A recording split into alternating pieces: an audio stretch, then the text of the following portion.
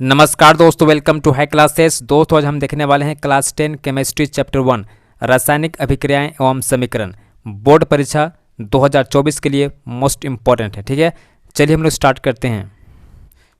चलिए सबसे पहले समझते हैं रासायनिक अभिक्रिया किसे कहते हैं। ठीक है, ध्यान दीजिएगा, जब कोई भी रासायनिक परिवर्तन होता है तो उसे रासायनिक अभिक्रिया कहा जाता है। ठीक है, याद रखिएगा, जब भी कोई रासायनिक परिवर्तन होता है तो उसे रासायनिक अभिक्रिया कहा जाता है। ठीक है, इसका एग्जाम्पल समझिएगा, हमारे शरीर में भोजन का पचना। ठीक है, ये क्या है? ये एक रासायनिक परिवर्तन है। ठीक है, सेकंड देखिए, भोजन का पकाया जाना, ये भी क्या है? एक रासायनिक परिवर्तन है। ठीक है, अगला एग्जाम्पल देखिएगा, अंगूर का किण्वन होना। ठीक है, ये क्या है? एक प्रकार का रासायनिक परिवर्तन है। ठीक है, दूध का दही में परिवर्तन, ये सब क्या है?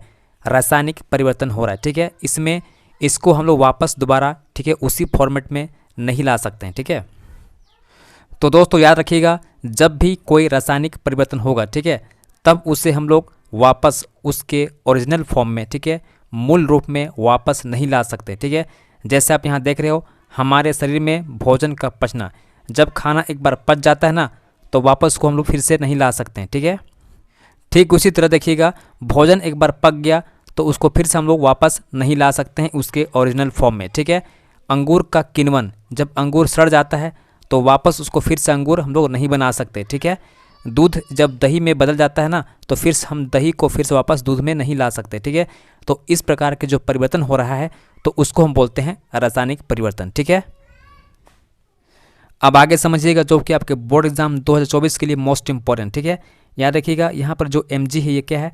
मैग्नीशियम रिबन है। ठीक है, जब हम लोग मैग्नीशियम रिबन को वायु के साथ में, ठीक है, रिएक्शन कराते हैं तो ये चमकदार श्वेत लोह के साथ में जलता है और ये बनाता है MgO, जिसको बोलते हैं हम लोग मैग्नीशियम ऑक्साइड। ठीक है, और याद रखिएगा, ये जो आपका मैग्नीशियम ऑक्साइड होता है ये श्वेत चूर्ण होता है। ठीक है, सफ़ेद चूर्ण होता है। ठीक है, याद रखिएगा, बहुत ही मोस्ट इंपॉर्टेंट है श्वेत चूर्ण। ठीक है, जो होता है MgO, और यहाँ पर जो आपका जो जलता है Mg, वो कैसा होता है? चमकदार श्वेत लोह के साथ में जलता है। ठीक है, दोनों ही टर्म बहुत इंपॉर्टेंट है, चमकदार श्वेत लोह और श्वेत चूर्ण। ठीक है, MgO होता है श्वेत चूर्ण, और Mg जो होता है आपका जो जलता है, ठीक है, वो कैसे जलता है? चमकदार श्वेत लोह के साथ में जलता है। ठीक है, आगे देखिएगा, ये आपका जिंक है। ठीक है, ये आपका जिंक है प्लस डाइल्यूट H2SO4। ठीक है, यानी इसको बोलते हैं तनु सल्फ्यूरिक अम्ल। ठीक है, जब ये दोनों आपस में रिएक्शन करता है तो ये बनाता है zinc sulphate plus hydrogen gas यहाँ से बाहर निकलता है। ठीक है, तो ध्यान दीजिएगा, ये जो आपका रिएक्शन देख रहे हैं, ठीक है, ये सभी क्या है? ये सभी आपका रासायनिक परिवर्तन इसमें हो रहा है। ठीक है, वापस फिर इसको हम लोग इसके ओरिजिनल फॉर्म में, ठीक है, मूल रूप में वापस नहीं ला सकते हैं। ठीक है, इसीलिए इसको कहा जाता है हम लोग रासायनिक अभिक्रिया कहा जाता है, केमिकल रिएक्शन कहा जाता है। ठीक है, अब आगे समझिएगा, किन प्रश्नों के आधार पर यह निर्धारित किया जाता है कि एक रासायनिक अभिक्रिया हुई है या हो रही है। ठीक है, देखो इसका पहचान क्या है? अवस्था में परिवर्तन होगा। ठीक है, जब भी आपका अवस्था में परिवर्तन होगा तो समझो रासायनिक अभिक्रिया हो रहा है। ठीक है, यहाँ पर आप देखिए, ये आपका है CO यानी कि कार्बन मोनोऑक्साइड। ठीक है, जो कि गैस है, प्लस यहाँ पर H2 क्या है? एक गैस है। ठीक है, दोनों यहाँ गैस है। ठीक है, ये दोनों गैस आपस में रिएक्शन करेगा और क्या बनाएगा? CH3OH बनाया। ठीक है, और ये लिक्विड है। ठीक है, आप यहाँ देख रहे हो, तो आप यहाँ क्या देख रहे हो? ठीक है, यहाँ पर ये गैस है, यहाँ पर ये गैस। ठीक है, लेकिन ये क्या बना रहा है? लिक्विड में चेंज कर जा रहा है। ठीक है, तो अवस्था में क्या हो रहा है? परिवर्तन हो रहा है। ठीक है, जब भी आपका अवस्था में परिवर्तन होगा, गैस टू लिक्विड या लिक्विड टू गैस, ठीक है, कुछ भी, ठीक है, तो यहाँ पर ये क्या हो रहा है हम लोग का? समझो रासायनिक अभिक्रिया हो रहा है। ठीक है, सेकेंड देखिएगा, रंग में परिवर्तन। ठीक है, जब भी रंग में बदलाव होगा, ठीक है, परिवर्तन होगा, तो समझो कि रासायनिक अभिक्रिया हो रहा है। ठीक है, उसके बाद देखिएगा C में, ठीक है, गैस का निकास या उत्सर्जन। ठीक है, जब भी गैस बाहर निकलता है या उसका उत्सर्जन होता है तो समझिएगा कि रासायनिक अभिक्रिया हो रहा है। ठीक है, और D में देखिएगा, ताप में परिवर्तन। ठीक है, तापमान में परिवर्तन जब भी होगा, टेम्परेचर में बदलाव होगा, ठीक है, कम से ज़्यादा या ज़्यादा से कम होगा, ठीक है, तो समझो कि एक रासायनिक अभिक्रिया हो रहा है। ठीक है, तो ये सभी क्या है? अवस्था में परिवर्तन, रंग में परिवर्तन, गैस का निकास, ठीक है, तापमान में परिवर्तन, ये सभी क्या है? एक रासायनिक अभिक्रिया होने की पहचान है। ठीक है, इससे हम पता कर सकते हैं कि कोई भी रासायनिक अभिक्रिया हो रही। ठीक है, अब आगे समझिएगा, रासायनिक समीकरण। ठीक है, रासायनिक समीकरण में दो हिस्सा होता है। ठीक है, एक होता है आपका लेफ्ट हैंड साइड और लेफ्ट हैंड साइड तरफ क्या होता है, अभिकारक होता है। ठीक है, जैसे यहाँ पर देखो Mg और O2 क्या है, अभिकारक हुआ। ठीक है, ये आपस में रिएक्शन कर रहा है। ठीक है, और यहाँ पर देखो राइट हैंड साइड ये बताता है किसको, उत्पाद को। ठीक है, तो आप यहाँ देखो तीर का निशान दिया है। ठीक है, तो तीर का जो निशान दे रहा है हेड, ठीक है, ये किसको बता रहा है, उत्पाद बता रहा है। ठीक है, और तीर के जो इधर है टेल, ठीक है, किसको बता रहा है, ये बता रहा है अभिकारक को। ठीक है, तो याद रखिएगा रासायनिक समीकरण में दो हिस्सा होता है, एक अभिकारक एक होता है उत्पाद। ठीक है, जो रिएक्शन करता है उसको बोलते हैं अभिकारक, और रिएक्शन करके जो बनता है उत्पाद, ठीक है, उसको बोलते हैं हम लोग उत्पाद यानी प्रोडक्ट। ठीक है, चलिए हम लोग क्वेश्चन करते हैं। मोस्ट इंपोर्टेंट क्वेश्चन है, रासायनिक समीकरण को संतुलित करने की आवश्यकता क्यों पड़ती है। ठीक है, इसका आंसर देखिएगा, द्रव्यमान संरक्षण के नियम के अनुसार किसी भी रासायनिक अभिक्रिया में द्रव्यमान का ना तो निर्माण होता है और ना ही विनाश। ठीक है, अर्थात किसी भी रासायनिक अभिक्रिया में उत्पाद तत्वों का कुल द्रव्यमान अभिकारक तत्वों के कुल द्रव्यमान के बराबर होता है। ठीक है, इसलिए रासायनिक समीकरण को संतुलित करने की आवश्यकता पड़ती है। ठीक है, आप लोग सभी क्लास 9 में पढ़े होंगे। ठीक है, द्रव्यमान संरक्षण का नियम। ठीक है, द्रव्यमान को ना तो हम लोग निर्माण कर सकते हैं और ना ही विनाश कर सकते। ठीक है, यानी इसका जो अभिकारक साइड में जो द्रव्यमान होता है ना, वो बराबर होता है किसके, उत्पाद साइड के। ठीक है, इसका एग्जाम्पल देखिए तो आपको समझ में आएगा। ठीक है, यहाँ पर देखिए Mg है, ठीक है, और O2 है, ये क्या है आपका अभिकारक है। ठीक है, और ये बना रहा है उत्पाद MgO। ठीक है, तो ये आपका असंतुलित है, अनबैलेंस्ड। ठीक है, इसको बैलेंस कैसे करेंगे हम लोग। ठीक है, कैसे करेंगे, देखो ध्यान देना, यहाँ पर आप देखो Mg कितना है, 1 है ना, तो यहाँ पर Mg 1 है।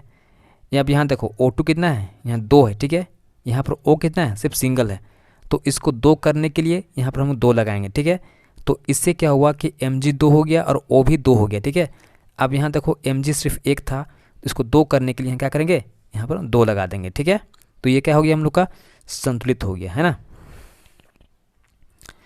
चलिए आगे समझते हैं हम लोग, आपके बोर्ड एग्जाम के लिए मोस्ट इंपोर्टेंट है संतुलित रासायनिक समीकरण। ठीक है, इसको तुम ध्यान दीजिएगा। ठीक है, यहाँ पर देखो जिंक है प्लस H2SO4। ठीक है, ये बना रहा है जिंक सल्फेट प्लस H2। अब इसको चेक करना है कि ये आपका संतुलित है या नहीं। ठीक है, देखो यहाँ पर जिंक कितना है, 1 ना है, यहाँ भी देखो जिंक हम लोग का 1 है। ठीक है, अब यहाँ देखो हाइड्रोजन कितना है, मेरे पास 2 है, यहाँ भी 2 है। ठीक है, सल्फेट हम लोग का 1 है, यहाँ भी 1 है, मतलब ये क्या हो गया हम लोग का, ये हम लोग का ऑलरेडी क्या है, बैलेंस्ड। ठीक है, अब आगे देखिएगा, फेरस प्लस H2O ये बना रहा है Fe3O4 प्लस H2। ठीक है, ये हम लोग का असंतुलित है। ठीक है, इसको हम लोग को संतुलित करना पड़ेगा। ठीक है, तो कैसे करेंगे, देखो यहाँ हम लोग देखो फेरस कितना है, 1 है। ठीक है, और यहाँ पर 3 है, तो यहाँ क्या करेंगे, 3 से मल्टीप्लाई कर देंगे। ठीक है, ये हो गया हम लोग का। अब चेक करते हैं O, यहाँ पर हम लोग का O 1 है, यहाँ पर हम लोग 4 है, तो यहाँ क्या करेंगे, 4 से मल्टीप्लाई कर देंगे। 4 से मल्टीप्लाई करेंगे तो यहाँ पर क्या होगा, हम लोग का हाइड्रोजन 8 हो जाएगा। ठीक है ना, होगा 8 हो गया। यहाँ पर 2 है, तो 4 से मल्टीप्लाई कर देंगे, क्या होना, 8 हो जाएगा। ठीक है, तो ये भी क्या हो गया हम लोग का, बैलेंस्ड हो गया। ठीक है, अब आगे देखिएगा, कैल्शियम ऑक्साइड है प्लस H2O ये बनाएगा कैल्शियम हाइड्रोक्साइड। ठीक है, इसको चेक करते हैं, यहाँ देखो कैल्शियम कितना है, 1 है, यहाँ कैल्शियम कितना है, 1 है। ठीक है, H2 हम लोग कितना है, यहाँ पर 2 है, यहाँ देखो 2 है। ठीक है, O चेक करते हैं, यहाँ 1 है, यहाँ 1 है, 2 है, यहाँ देखो O 1 है, यहाँ 2 से मल्टीप्लाई हो जाएगा, 2 हो जाएगा। ठीक है, ये क्या हो गया हम लोग का, संतुलित हो गया। ठीक है, अब आगे देखिएगा, यहाँ पर CH4 है प्लस O2 क्या बनाएगा, CO2 प्लस H2। ठीक है, ये हम लोग का असंतुलित है, इसको हम लोग क्या करना है, बैलेंस्ड करना पड़ेगा। ठीक है, कैसे करें, देखो कार्बन चेक करते हैं, यहाँ हम लोग कार्बन 1 है, यहाँ कार्बन 1 है। ठीक है, आगे चेक करते हैं हम लोग हाइड्रोजन, यहाँ हम लोग हाइड्रोजन ना 4 है। ठीक है, यहाँ हम लोग को 2 है, तो 2 से यहाँ क्या करेंगे, मल्टीप्लाई कर देंगे। ठीक है, तो ये 4 हो गया हम लोग का। अब चेक करते हैं हम O2। ठीक है, तो यहाँ हम लोग को इतना O2 हो गया, यहाँ 2 हो गया, और यहाँ 2 से मल्टीप्लाई किए थे ना, कितना हो गया, 4 हो गया, तो 4 हम लोग O2 हो गया ना, तो यहाँ क्या करेंगे, 2 से मल्टीप्लाई कर देंगे, तो ना 4 हो गया। ठीक है, अब आगे देखिएगा, FeSO4 ये बनाएगा Fe2O3 plus SO2 plus SO3। ठीक है, ये हम लोग का एक्चुअली में क्या है, असंतुलित है। ठीक है, इसको हम लोग को संतुलित करने की आवश्यकता पड़ेगी। ठीक है, कैसे करेंगे, देखो यहाँ हम लोग का Fe क्या है, 2 है। ठीक है, यहाँ पर हम लोग का सिंगल है। ठीक है, 1 है, 2 से मल्टीप्लाई कर देंगे। अब हम चेक करते हैं S कितना, देखो यहाँ हम लोग का S कितना है, 1 और 2 है, 2 से मल्टीप्लाई किए थे तो ये भी 2 बन गया। ठीक है, अब चेक करते हैं हम लोग का O चेक करते हैं। ठीक है, तो यहाँ 3 है, 2 5 है, 3 8 है। ठीक है, अब यहाँ देखो ये 4 है ना, और यहाँ 2 से मल्टीप्लाई होगा, 2 चौके कितना हो गया 8 हो गया, ठीक है। तो ये भी क्या हो गया हम लोग का संतुलित हो गया, ठीक है। आगे देखिएगा AgCl, ये बनाया गया Ag + Cl2, ठीक है। ये हम लोग का असंतुलित है, ठीक है। बैलेंस कैसे करेंगे, देखो यहाँ हम लोग का Ag कितना है 1 है, यहाँ हम लोग का Ag कितना है 1 है, ठीक है। यहाँ Cl हम लोग का 1 है लेकिन यहाँ 2, ठीक है। 2 से मल्टीप्लाई कर देंगे, 2 से मल्टीप्लाई करने पर क्या हुआ Ag भी 2 हो गया, तो यहाँ भी हम क्या करना पड़ेगा 2 से मल्टीप्लाई करना पड़ेगा, ठीक है। तो अब जाके क्या हो गया हम लोग का बैलेंस्ड हो गया, ठीक है। दोस्तों वीडियो पसंद आया है तो प्लीज़ लाइक कीजिएगा, शेयर कीजिएगा और प्लीज़ चैनल को सब्सक्राइब करके ज़रूर जाइएगा, ठीक है। मिलते हैं नेक्स्ट वीडियो में। धन्यवाद, जय हिंद।